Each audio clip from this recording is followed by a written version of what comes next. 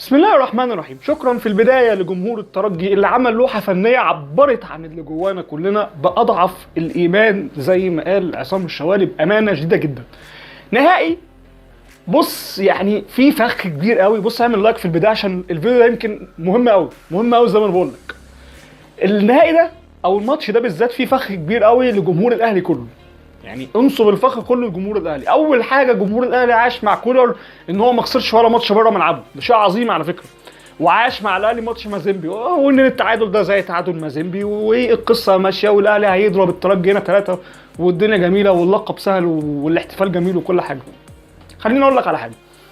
الاهلي كاردوزو مدرب الترجي النهارده زي ما هو اتمنع ان هو يسجل والاهلي ما وصلش، لكن المشكله عند كاردوزو مدرب الترجي هو في بعض قرارات اللعيبه وضعف بعض سكوادات اللعيبه، وهو قراره بنفسه اللي هو مش هاجم عشان ما استقبلش اهداف، لان اخر 3 ماتشات الاهلي لعبهم على ملعب رادس الاهلي كسب.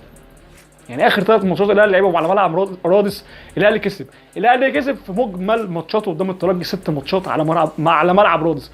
فهو طبيعي ان كاردوزو بيقرا في التاريخ بتاع المواجهات، هو عارف ان الاهلي بيلعب على ملعب يعتبر ملعبه. فكونك ان انت تحجز على مفاتيح الاهلي في ملعب خطير وملعب فيه انتصارات كتيره للاهلي، فده شيء يحسب لكاردوزو في البدايه بقى بالمناسبه. يعني كتكتيك او كقرايه للماتش او كقفل مفاتيح اللعب، واللي ساعده في ده اصابه معلول في البدايه، وان ده كان مفتاح خطير جدا بيفتح دنيا كتيره لامام ولحسين الشحات، وكان في تحريك لتغيير الملعب وقصه. معلول نص فرقه في بناء اللعب وبيبقى فرقه اوقات، فدي ساعدته. لكن هو قفل على حته والله انا عندي مروان عطيه واكرم توفيق ما بيلعبوش الكوره اللي هي السليمه قوي، فوالله اقفل على امام عاشور اصلا عشان ما توصلوش الكوره. وصراحه خط وسط الترجي النهارده كان الى حد ما قادر ان هو يعمل القصه دي. في بطء في بناء اللعب بالنسبه للترجي، في ضعف في الفرق السكوادات وفرق الجوده ما بين لعيبه الاهلي والترجي. لكن خليني اقول لك على حاجه، ان مدرب يطلع بضعف السكواد ده قدام كولر ولاعيبته والسكواد ده بنتيجه التعادل دي ما تطمنش. وخلي بالك الترجي بيعرف يلعب كوره على الارض كويس جدا، مش زي ماتش مازيمبي اللي كان هناك والاهلي ما وصلش المرمى ما مشي النهارده. يعني الاهلي ما وصلش المرمى ما مشي الا في كوره تسديده، ما فيش كوره خطيره. الاهلي ما وصلش المرمى ما مشي النهارده مش زي ماتش مازيمبي. الاهلي ضيع في ماتش مازيمبي 4 و5 فرص وكنا بنتريق من كتر سهوله الماتش. لكن النهارده الاهلي ما وصلش المرمى ما مشي بالخطوره المعتاده فانت تقلق.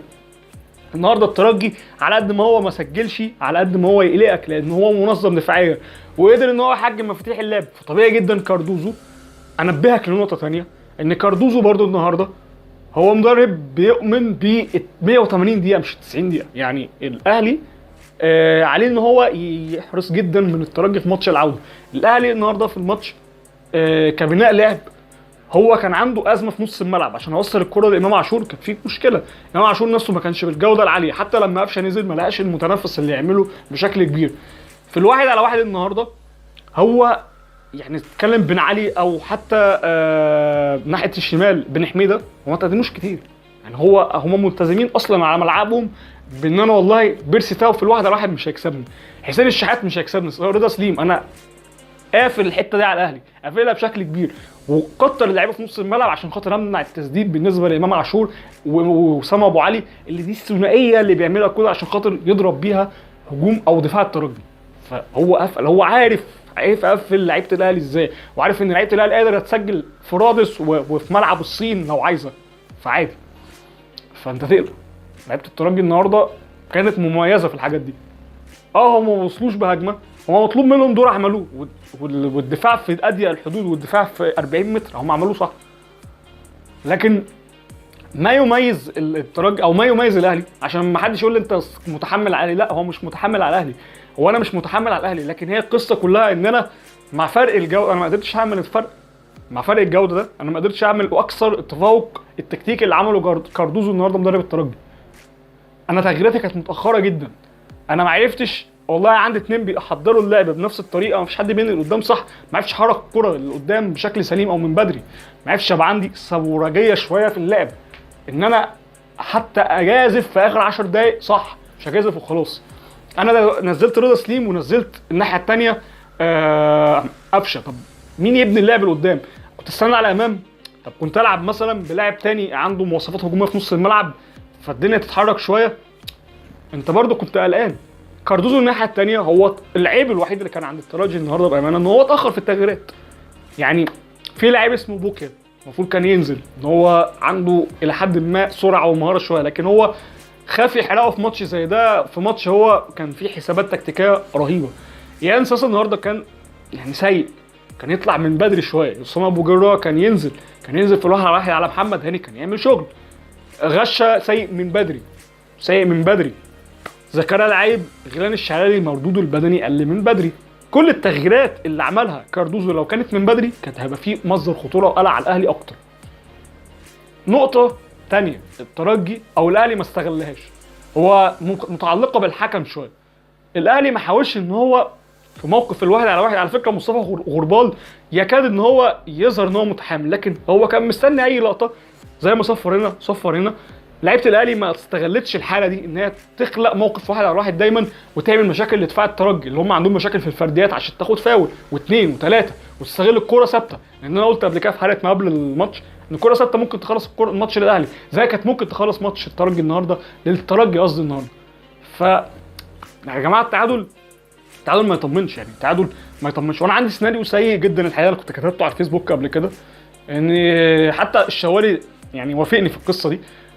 المره الوحيده اللي اتعادل فيها الترجي مع الاهلي سلبيا هو اتقال على حساب الاهلي في بطوله افريقيا، والمره الوحيده اللي الاهلي من فتره طويله اتعادل فيها في نهائي سلبي الترجي ناحيه او كان النجم الساحلي من 2007 كسب على استاد القاهره، ودي مصادفه خطيره انا قلقان منها.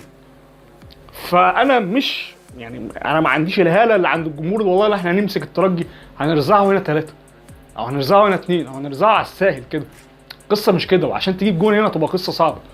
ان كاردوزو هو زي ما عمل هناك هيعمل هنا وهيحاول ان هو يقفل الدنيا. هنا مهاراتك الفرديه هتحسم، يا اما يا اما لا، يا اما لعيبه الاهلي حاضره ذهنيا يا اما لا، على حسب كمان لعيبه الترجي هتنزل عامله ازاي والسيناريو. فهو يعني من المرات اللي اقول لك ان التعادل مش مفيد للاهلي خالص. الاهلي كان لازم يكسب عشان يركب معنويا قبل ماتش العوده 1 2.